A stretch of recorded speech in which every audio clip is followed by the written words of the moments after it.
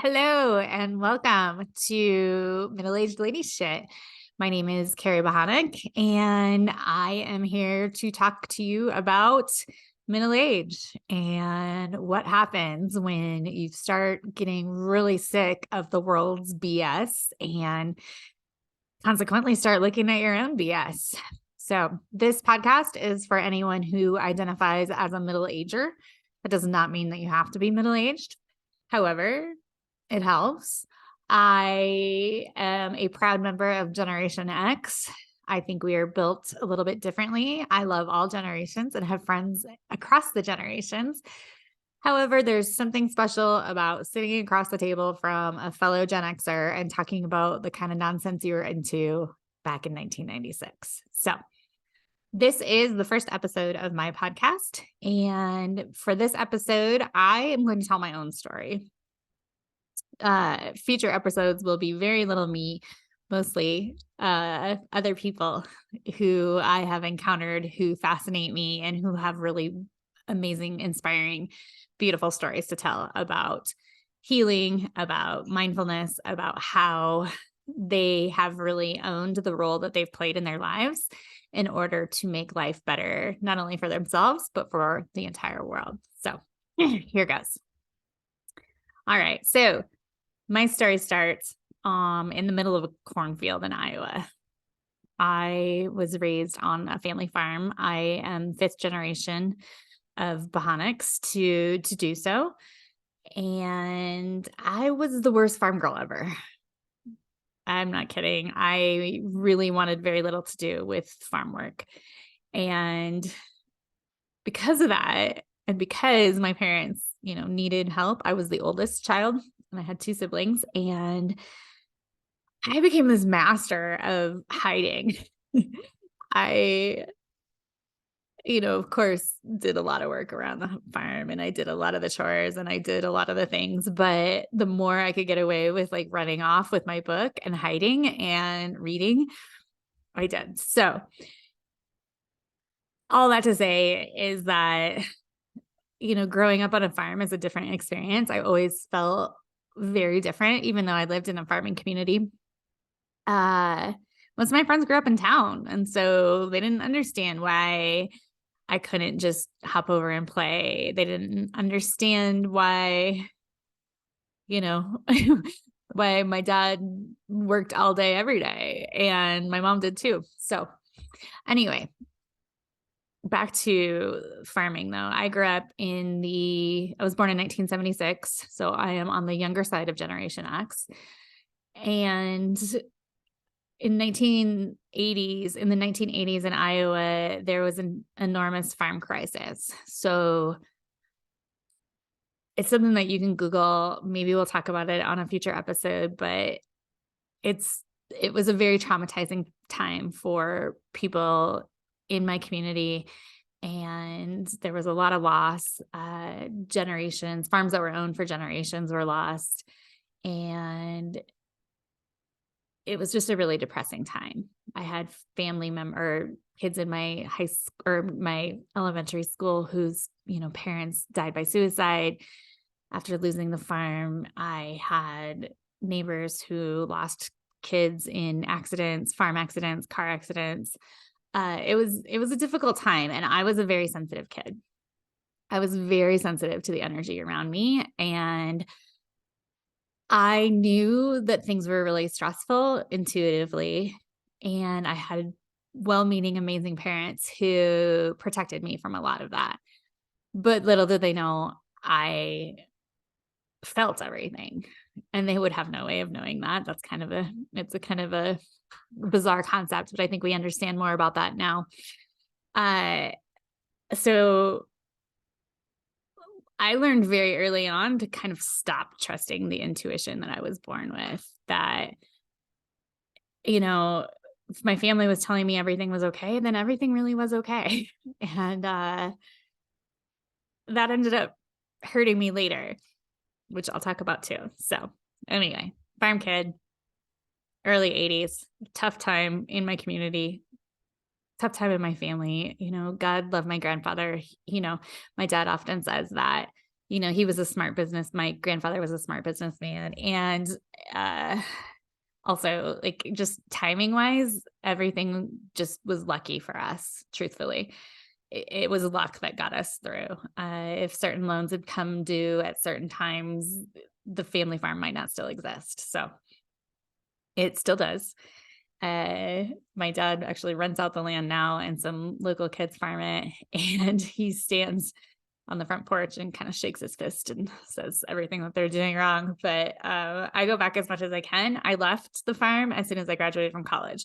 So because I wanted absolutely nothing to do with that life. They work too hard. It's constant work. And I am essentially lazy. I don't want to do the hard work.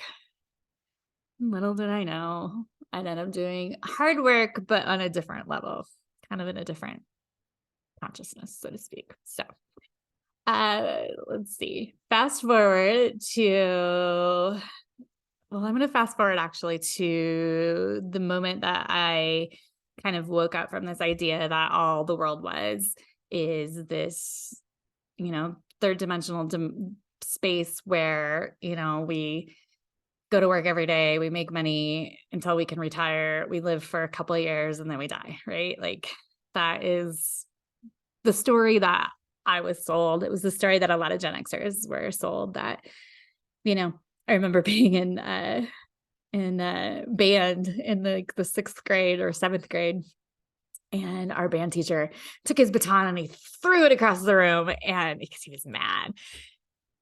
I don't think teachers do that now, but it was a different time. And he went on to say that he was talking about how, don't go into music. There's no money in music. There's no way you're going to be able to make a living. It really kind of crushed the spirits of all of us kind of creative types who, really enjoyed music and enjoyed the arts and all of those things. And I remember thinking in that moment, my God, what am I going to be? What am I going to be when I grow up? What skills do I have to offer the world? I'm not going to be a farmer, clearly. So I went in college and in business.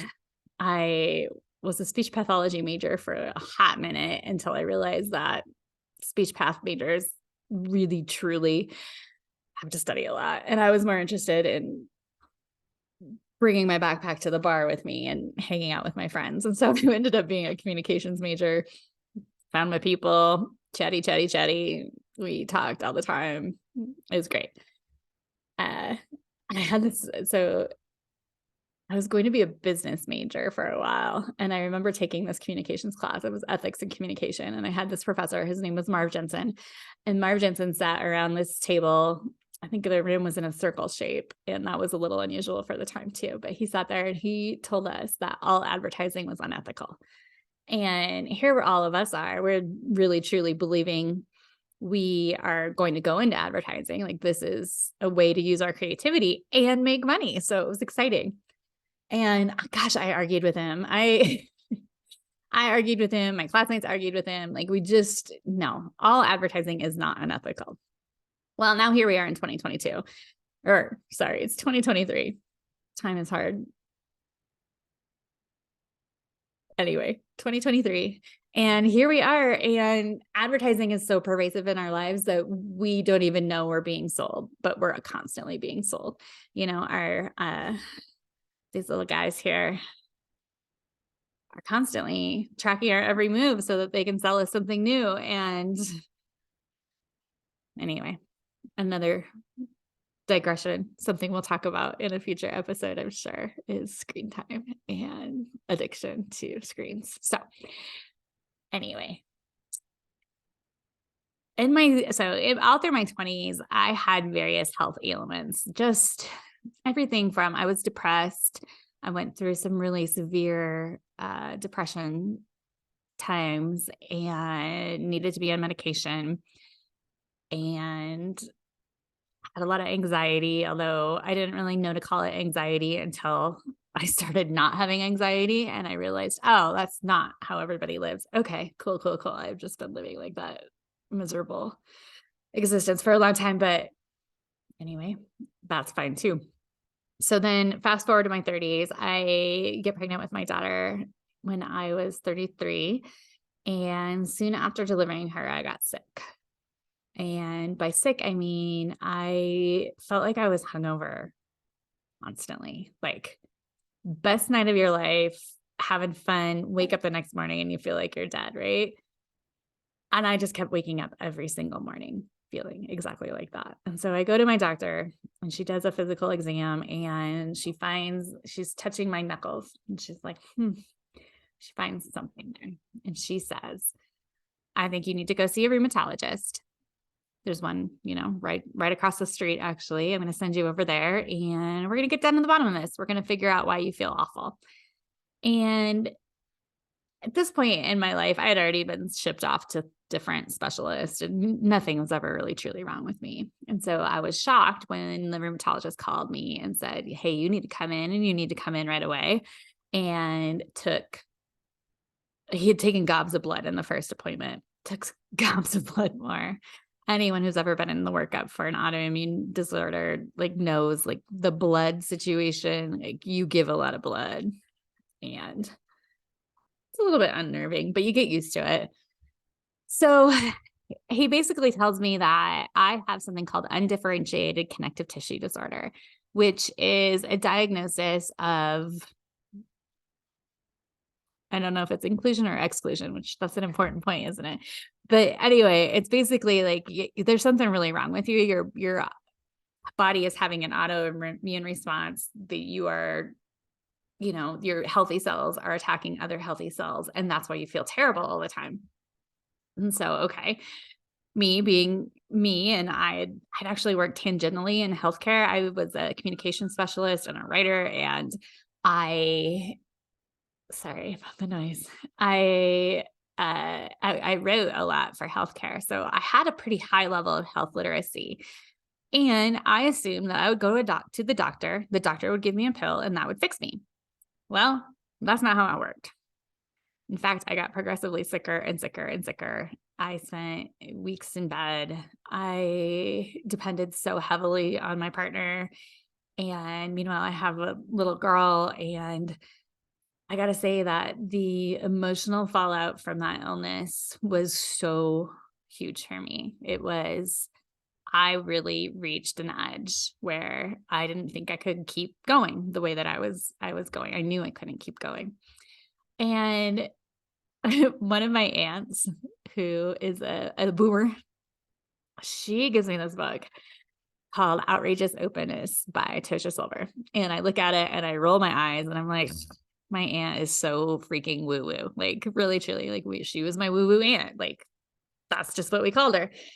And but that book found me, and it found me at a point in my life where I had no choice but to surrender to my circumstances. I was trying everything. I was doing everything. I was seeing, gobs of specialists, taking so many prescription medications to offset the issues I was having with other prescription medications.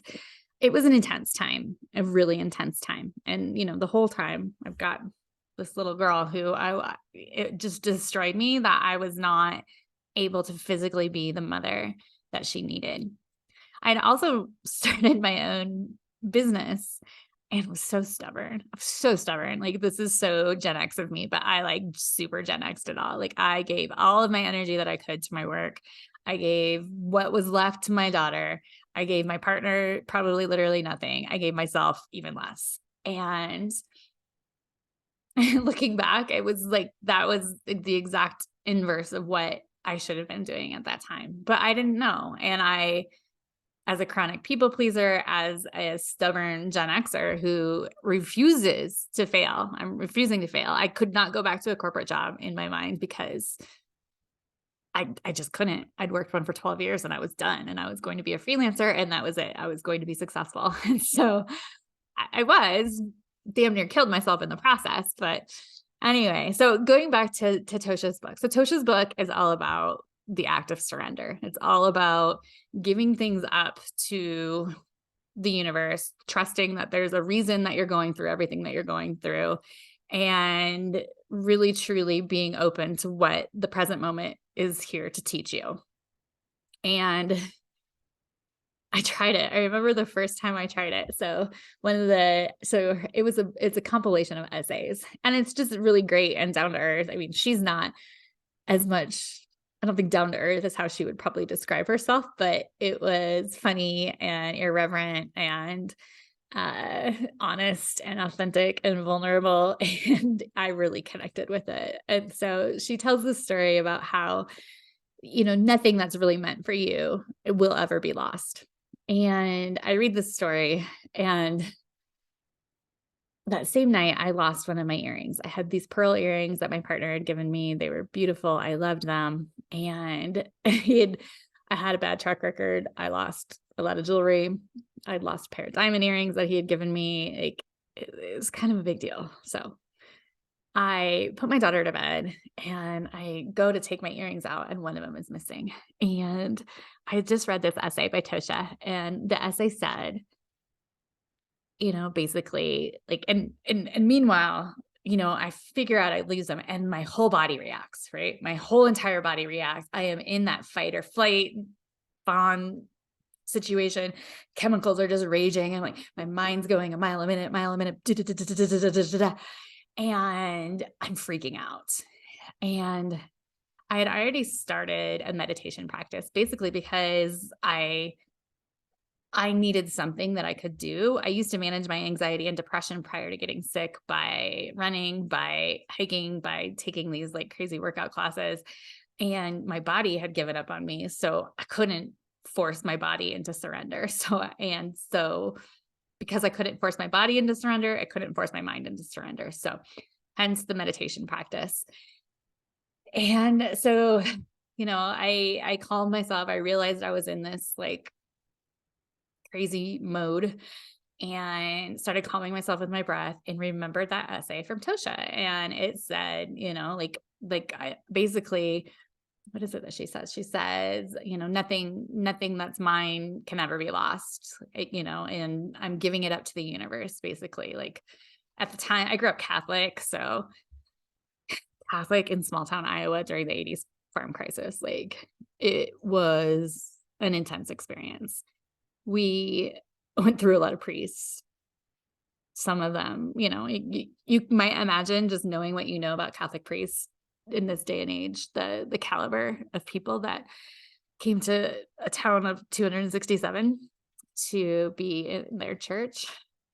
And again, like it wasn't that they were bad people, it's just that they had some struggles. They were struggling too, and sometimes their struggles leached into their sermons in a way that as a child I was terrified of. Also, I was really terrified of like the giant statue of Jesus where he was bleeding. That really freaked me out too. Just being real with you. Stations of the Cross, worst time of year for me. I mean, because I felt it. I felt it. I felt it in my body. Even though I think most people, if I had said that, would have said, I think you might be a little crazy, but okay. So back to the earrings. So I have these earrings. One's missing. I'm freaking out. I say, you know what? I can't do anything about it right now. It was dark. I was tired. It was time for me to be in bed. And I said, I'm giving this up to the universe. God, if this was meant to be mine, I know that you're going to return it back to me. And I went to sleep, and I slept very soundly. I remember specifically waking up and being like, oh my gosh, I can't believe I slept so well, knowing that. And it seems so small to me today, even thinking back on it. But at the time it was such a big deal. I had these beautiful, expensive earrings and I lost one.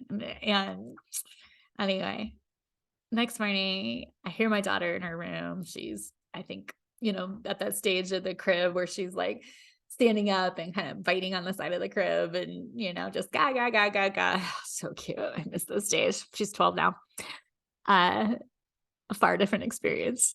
But I walk in there and I step on something. I'm like, oh, dang it. And I look down and I'll be damned. It's the earring, the pearl earring. It like on this gray carpet, I step right on it. And in that moment, I was like, wow. Okay, I slept really well last night, even though I was super stressed out about losing this. I really, for the first time in my life, just surrendered to the fact that there was nothing I could absolutely do in that moment. I could have torn the house apart. I wouldn't have started in my daughter's room. I know the route that I would have taken, and it would have I would have exerted so much energy toward finding that earring that it would have it would have worn me down and worn me out to a point where I would have just kept cycling in my illness. So that's when I was kind of convinced. I was like, okay, all right. So if the universe can provide me with this level of calm, even in a storm, in this small way, what else could it do? So I really started playing with it. I started playing with it. I kept up my meditation practice, and I really dove into the idea of spiritual surrender, of saying, maybe I don't know best. Maybe it is best that I give it up to a power that's greater than me. And over time, my family experienced some really significant hardship, like really heartbreaking, significant hardship. That is not just my story to tell. And I will probably likely never tell that story, even though I share a lot. And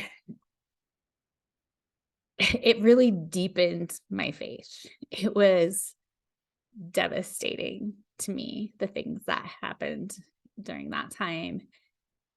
And it also deepened my faith, it deepened my trust, and I began to see miracles every day in my life. Now, meanwhile, I'm still really sick. I have chronic pain, I have chronic fatigue. I see multiple specialists. I saw my rheumatologist far more than I saw my own family. They all still live in Iowa. And so he was my buddy. Saw him every 3 months. He took my blood. I learned that he was really, his role in my health was to keep me out of the hospital, was to keep my blood levels to a point where I wouldn't need to be hospitalized for any reason. And the rest of it was up to me. I remember one day he told me that, it was after 5 years, and he had told me in the beginning, like, they suspected I had lupus, and, thank goodness I don't, but it took 5 years to figure that out. It took a lot of testing. I'm like, none of my major organs were impacted. I had a lot of pain. I had a lot of, fatigue. But and I remember the day he said, "You will live with these nuisance symptoms the rest of your life." And I'm all thinking, like, how is this isn't a nuisance. This is me not being able to live my life. Like, I changed everything about my lifestyle. I used to be busy. I was a planner. I, and essentially everything had to change. Everything had to change. I stopped making plans. If I did make a plan, I would spend 2 days in bed before and 2 days in bed after in order to, follow, like, go to dinner with my girlfriends or something. It was a real mind fuck. I'm not gonna lie, like, mind fuck. And you can imagine there's a lot of built up grief in that. And it wasn't necessarily grief that I felt comfortable feeling, because I don't know. I guess, I don't know if this is a generational thing, but I certainly was raised in a way that, like, I knew other people had it worse than I did. I knew other people were struggling. And I always, as much as I in some ways felt really victimized by my life, I always thought, well, it could be worse. It could be worse. And so I became the, like, it could be worse person. And I really didn't let myself truly feel those feelings. So fast forward to 2018. Now, I've had a meditation practice for a long time, and I would have told you, walking into this meditation class that I went to, that my life had already been changed by meditation. I'd experienced so much healing because of it. And so I go to this 8-week meditation course. It's called mindfulness-based stress reduction. And again, I was already sold on it. I understood that mindfulness could help me, and I'd already seen it help me in many ways. And then one day we're doing a body scan.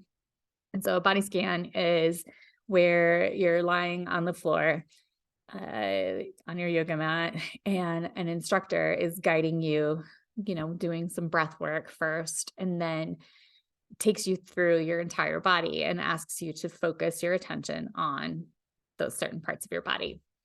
And we got to the left ankle, and she said, focus in on your left ankle. And for the first time in my life, I focused on my left ankle, and I had so much physical pain in my left ankle at that moment. So much physical pain. It was excruciating. And to this day, I'm not sure. I don't recall it hurting prior to that. I experienced widespread pain in my muscles and joints chronically. And I think when you do experience chronic pain, you start to live outside of your body. You start to live up in your head, and you disconnect from the rest of your body because it sucks to hurt. Like the least amount I could hurt was always the goal of every day. And so now here I am allowing myself to feel that physical pain. And in that moment, I felt that physical pain, and I felt this torrent of tears, just this emotional release. It was like a tidal wave of tears, and I had to get up, I had to leave. I I couldn't function. I had never in my life let myself cry the way that I cried, and it scared the shit out of me. It really, really scared me. I thought I thought I was broken. I thought, "Oh my gosh, here it is." I broke myself. I'm finally, like, broken. And, for somebody that has, been on depression medications, been on anxiety medications, been on every prescription possible for pain in your body, and yeah, I thought I was broken. And I reached out to the teacher, and she was compassionate and empathetic and also worried about me, and suggested that I call a doctor. And for whatever reason, like, even though I'd spent a lot of time with doctors and worked for doctors with doctors, I didn't want them to know what was happening with me. I didn't want to admit to anybody what was happening to me because I thought I was broken. I thought if anybody knows how hard I'm crying right now, without even a story. I mean, that was an interesting thing. It was the first time in my life that I wasn't running this victim story or this, you know, woe is me, I'm in so much pain. Like there wasn't a story. It was just sobbing, like from the deepest parts of my body. And I sat with it. I sat with it, and I did it alone. Don't do that. I don't recommend that. You know, there are people that can sit with you through a release like that and who will hold space for you. I wouldn't necessarily call a someone in the traditional healthcare environment, even though I have an evidence-based medicine girl. I don't believe that our healthcare system is set up to help people in the ways that I needed help at that moment. Anyway, so that was a really pivotal moment for me. It was the moment that I said, huh, okay, apparently my body needs to cry. And I'd grown so used to surrendering to my body due to the chronic pain and the chronic fatigue that I took it seriously. And I started letting myself cry. I started letting myself feel feelings for the first time, like feelings that were very difficult to feel about my current circumstances, about the things and the choices that I made in my life, that I was really minimizing myself, that I was really actually hurting myself by staying in. I I met that victim so many times in those tears, that victim that lived inside me, that there was I will even admit that part of my victim liked that I was sick. I liked creating an identity around that. I liked sharing my story and helping people who were diagnosed with similar things. I did that through my writing. That was one of my creative outlets when I was really sick, was writing about it. And yeah, so I let myself cry, and that was in 2018, and we've already established that it's 2023. And I it's interesting. I was thinking about this in meditation the other day about what I think those tears really did for me. And, you know, I think what happened, if you can imagine, like, if you've ever seen a river that's dammed up with ice, you still see like that trickle of water. And that's how my tears started. There was that trickle of water going over the ice. And the more I allowed that trickle, the more it like built up momentum. And pretty soon I was moving that ice. I was melting the ice. And by ice I mean trauma in my body that I was holding on to because I didn't know. Number one, I didn't know that things that I had experienced in my life were trauma. I think we in our society have this idea that trauma looks a certain way, and that's not necessarily true. And so that's something that we're going to talk about on this podcast, how trauma has impacted us. Uh, another thing is that it allowed me to start seeing all the ways that I was hurting myself, that I was holding myself back by virtue of being in the wrong spaces, in the wrong relationships, the ways that I minimized my own feelings because somehow I believed it was my role to make sure that everybody around me was happy. And yeah, so I've cried more in the last is that 6 years now? 5 years than I did in my previous 40. And I can honestly say now I'm very comfortable with crying. I'm very comfortable with making space for the tears that need to come. And it was, what did my friend call it? Something like, kind of an awakening by a fire hose. Like I drank from the fire hose. Could have had a garden hose situation happening, which, if I had to make recommendations, I might start with a garden hose. You don't need to take the full spray of the fire hose like I did. But I did. And my life has changed significantly. My life has, like, I am 100% a different person than I used to be.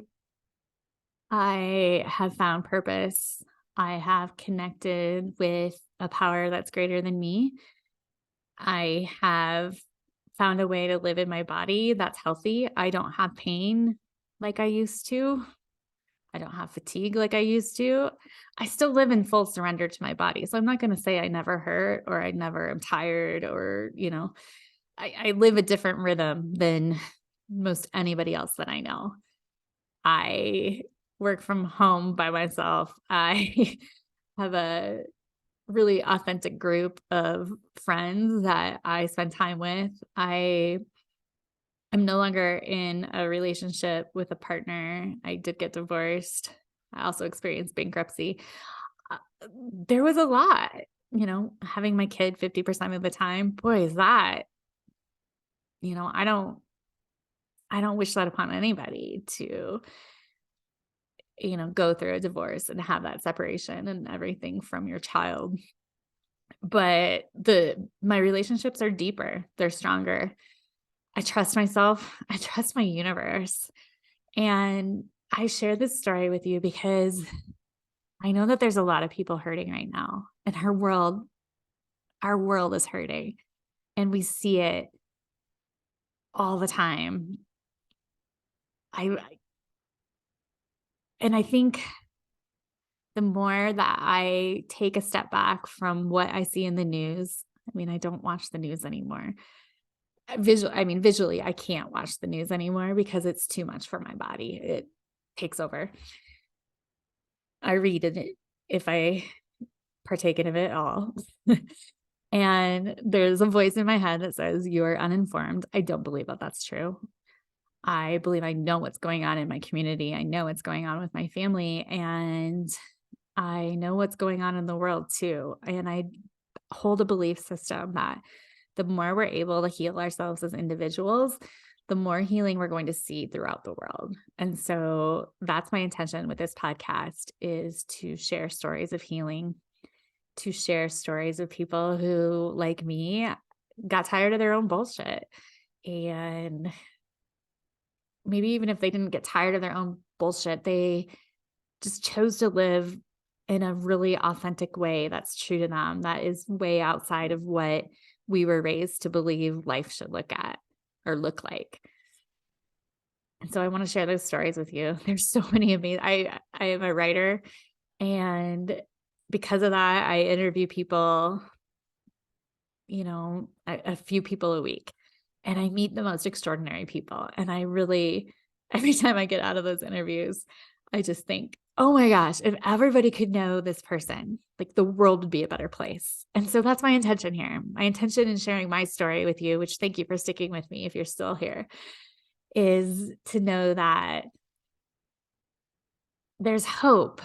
There's so much hope and so much strength in your vulnerability, and so much more to be had that has just been, it's been here all along. There's been joy in my life all along. And yet I let the ways that I was socialized to believe, or I was programmed to believe, or I was even educated to believe, to mask those really simple joys in my life.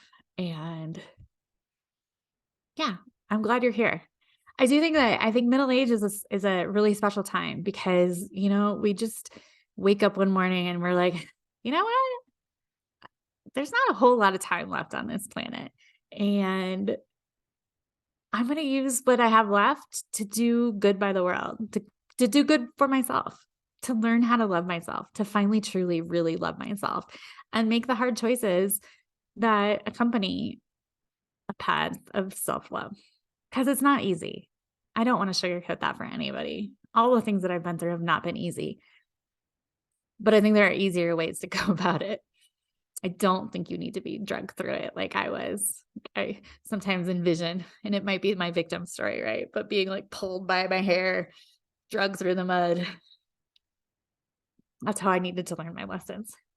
I don't think that's true of everybody. And in fact, the more I learn about energy and the energetics of this life, the more I really believe that we can shift into different states, that we don't need 15 years of therapy. In fact, that keeps us stuck in loops. That there are ways of releasing our trauma that don't require you to think you're going crazy on a yoga mat in a tiny little room with a meditation instructor who's not exactly sure what to do with you. There's a lot of pathways to healing, and we're going to talk about those things. Thank you for being here. I write a blog called Middle Aged Lady Shit. I write a lot less than I want to, but that is the nature of life sometimes. So thank you for being here. I'm excited for what comes next.